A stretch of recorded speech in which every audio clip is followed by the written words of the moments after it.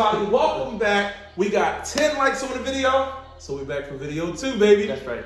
If you didn't watch the video last week, we actually showed most of the bottom end of the engine. We talked about that we stayed stock bottom end. Yeah. But we also talked about the SuperTech head that Matt built. If you haven't met Matt, go back and watch the last video. Go to Day in the Life and watch his videos, because he actually put out 2 videos and the third one's coming on the breakdown of the engine and the build up of what we have here. Yeah, all the torque specs, just everything put together right.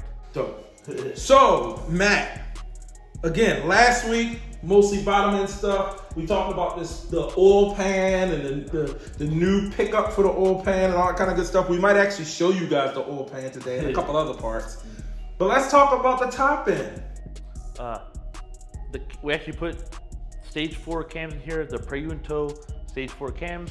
It's supposed to be at 50 to 60 to upgrade on horsepower from stock. From the stock stuff, right? It'll go up.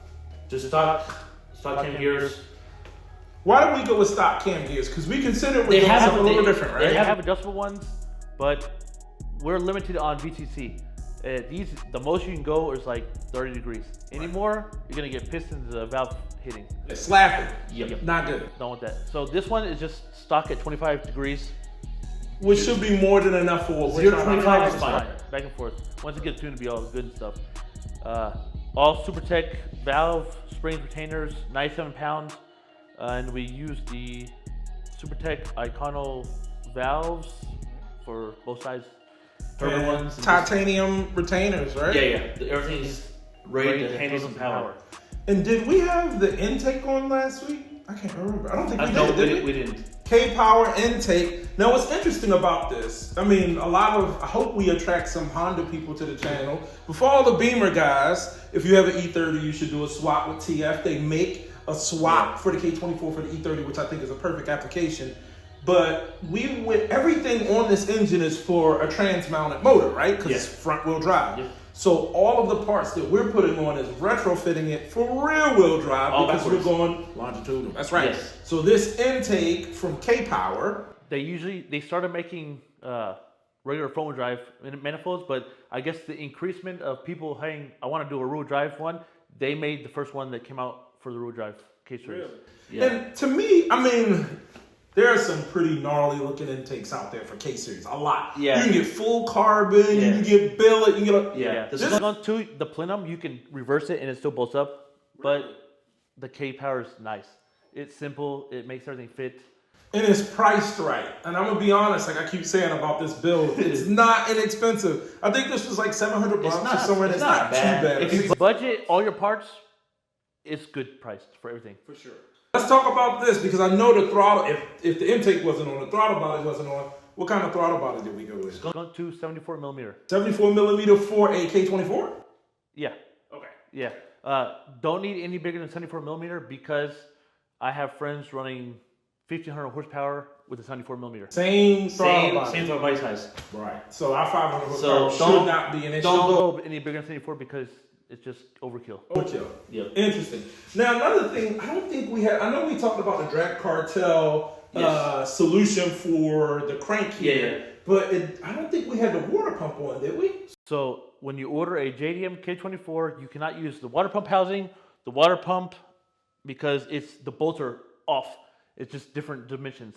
So if you get the TSX USDM one, then the water thermostat housing, the water pump, everything will work perfect off RSX or TSX. That's right. So just to make sure everybody understands that this is an imported motor.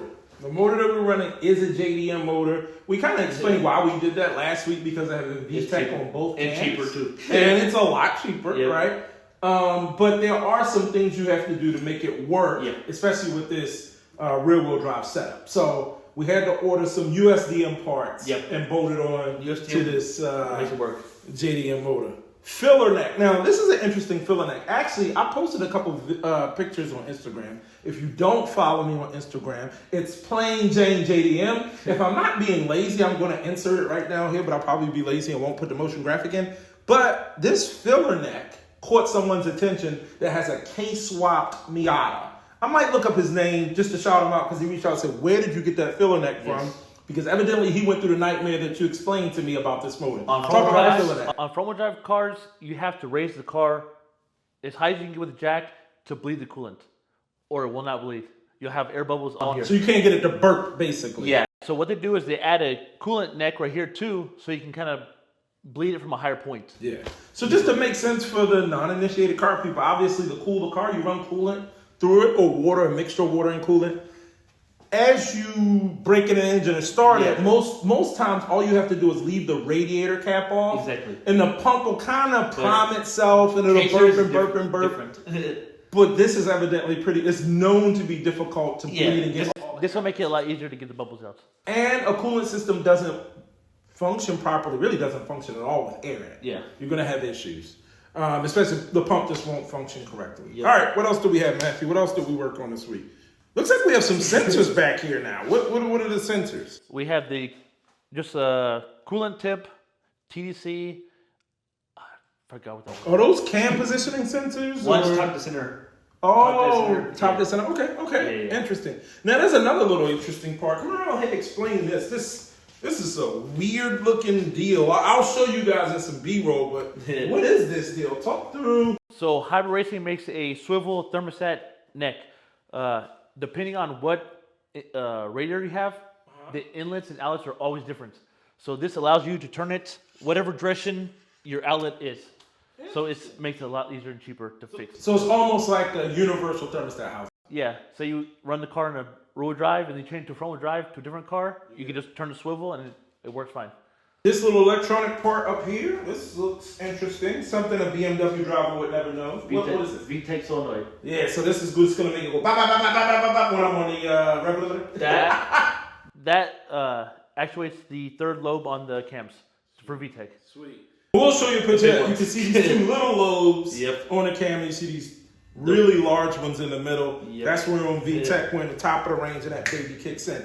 Now, do you know, and I'm putting him on a little pressure here. If you don't know, this is fine. We went with Link ECU, and we didn't do the most expensive option. Do you remember what we ordered for the Link? What was it? Which one was it? The Link ECU to control this. The Link has plug and play with the old, just the original OEM RSX harness.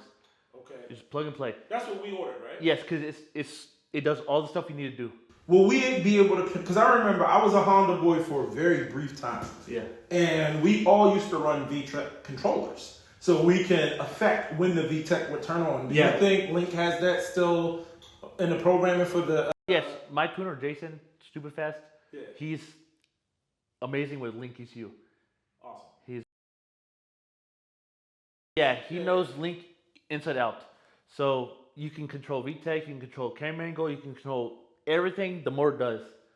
And it'll be all, just the computer will take care of that. This thing is gorgeous, you guys. I hope you like the B-roll that I'm doing here. Just to see it coming together, it's really starting to look like an engine. And we literally filmed this a week apart. Yeah. You want to talk about some of the next steps? Or did we cover everything that you did since the last video? Yeah. We got the filler neck, we got our sensors, we got our cams in, we talked through the whole head.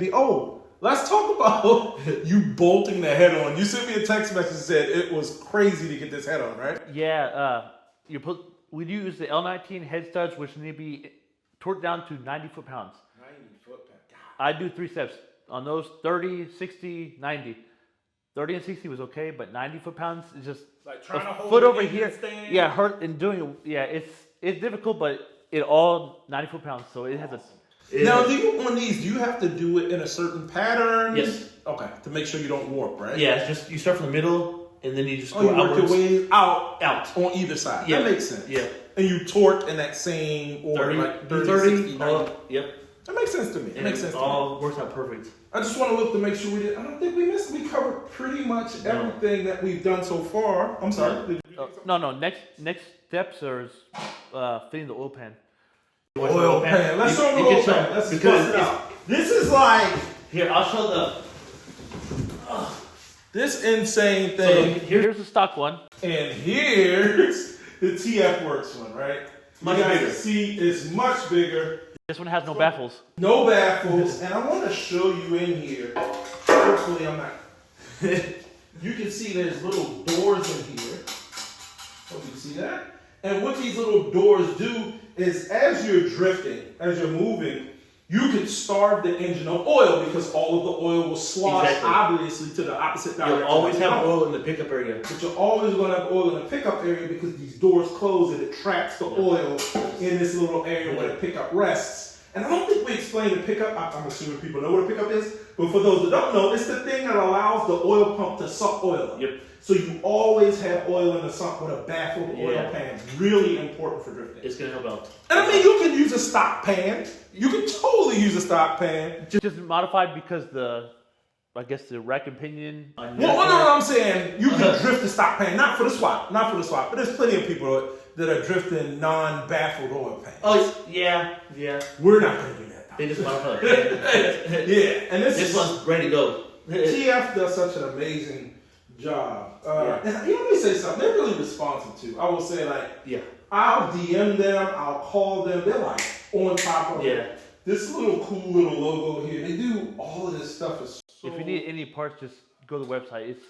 They make everything for K-swap.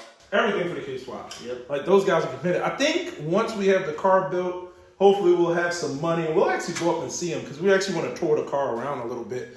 I think that'd be cool to go to the warehouse and see how they make everything. Like go to their shop essentially. This oil pan is nuts. So oil pan next, and that'll like seal up the bottom end. Yep. What else? Next thing will be the drag cartel chain and timing guides. That's right. Will be coming soon. I still have to put those on. Yep. That's why the front of this looks naked. Yeah, we'll have the cams. You'll see the timing chain running connected to the crank. Yep. So we'll actually side cover will be painted all ultra gray, bolted up. It'll look a lot nicer than it is right now. And then after that, it's pretty much turbo manifold. You want to show it to them? Yeah. Let's show it to them. This thing, like, God, it's heavier than I thought. Yeah, there's a bolt there. It's fine. This. It's fine. Sorry about that. That's cool. This is the turbo manifold, man. Jeez. Balade, or however you say it. This, if you can imagine, will sit on this side of the engine. It's crazy. The front of the engine and the turbo will sit right here. Yeah. Kind of facing out and up. And then pretty cool look. 47? 46 millimeter, I think it is. Yeah. Wastegate. Yep. And again, once we get this on and we get the turbo on, I think the car is going to, the engine. It's going to look amazing. It's good, next level, right? Next level. Yeah. So we'll have to mock that up and put that together. He actually did some painting too. So if you will look at, in the B-roll, you'll see how clean the engine looks, especially some of these exhaust ports. It's the last time they'll look like this, but it looks super, super clean, man. You've been doing a really, really good job. They do sell paint at O'Reilly Auto Parts. It's 2,000 degree paint. First primer it, and then do the full paint. And I've never had a problem with motors getting hot and the paint peeling. It just stays on. It holds up. Yes. Good. Just make sure it's fully cured and it hangs on. Well, look, this one's a little bit longer, and I think as we continue to build, the videos will get a little bit longer. Really appreciate the people that watched last week. If you have any questions, feel free to reach out to me or Matt. Again, I'll put all of his socials in the description. But it's getting exciting seeing it come together like this. I think one of the last pieces that we're waiting for is a wiring harness and the ECU. Yes. I did just order, like he said, the timing chain and guides. We just ordered the radiator for TF Works. So there's little bits and pieces that we're still figuring out. We have to get like gaskets and all that kind of good stuff, the annoying stuff that you just need. Small stuff. Yeah, small stuff, but it's coming together, man. Yeah. Taking it apart is a lot longer. And Really? like taking it apart and cleaning it? Cleaning it, yeah. Yes. So putting it back together is just, as long as you have all the torque specs written down, just throw it all together.